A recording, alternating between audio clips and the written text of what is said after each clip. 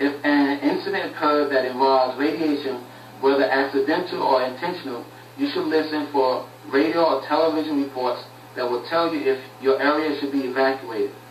It is important to wait until you are told to evacuate so that you will know which direction the radioactive plume is moving and how to avoid it. You may need to take shelter where you are until an evacuation order is given. Stay inside. Close and lock all windows and doors, and close fireplace dampers. Turn off fan, air conditioner, and forced air heating units that bring air in from the outside.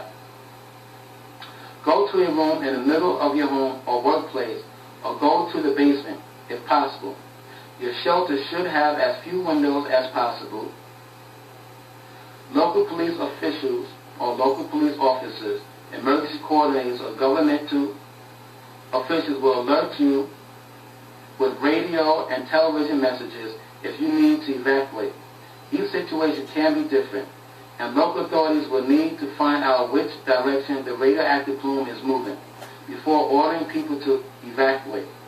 Local authorities will tell you when to go to an emergency shelter, where the shelter is located, and in which direction you should travel to avoid the radioactive plume. Some people may be safer staying in place than they would be evacuated. For example, your child in school may be miles away from the incident, and the wind may carry the radioactive plume away from the school. It may be safer for your child to remain at school than to come home to an area where there is danger of exposure to the radioactive plume. Act quickly and follow instructions of local officials and emergency coordinators. Each situation can be different, so local officials will give you special instructions to follow that are particular to the situation. If you have time, turn off the air conditioner, heater, or ventilation system to your house. Close and lock all windows and doors if you have time. In your car, keep the windows closed and the ventilation system turned off. If you do not have your own transportation, make plans in advance of an emergency with people who can give you a ride. Check with local officials to see what plans are in place to evacuate people who cannot or do not drive.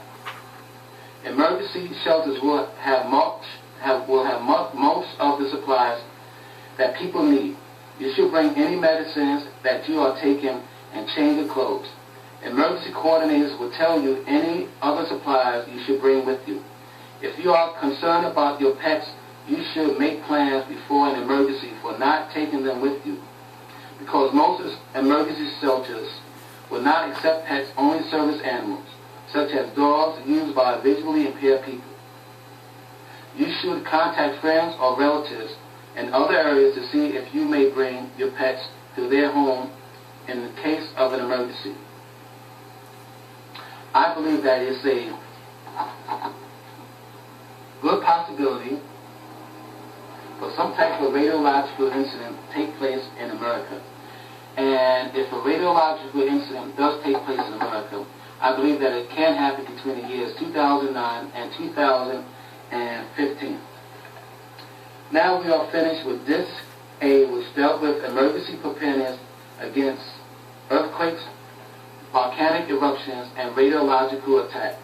Please view the Pro Civil Defense Disc B, which deals with emergency preparedness against nuclear/EMP exchanges, chemical disaster, and bioterrorism. Thank you for viewing this tape, and God bless.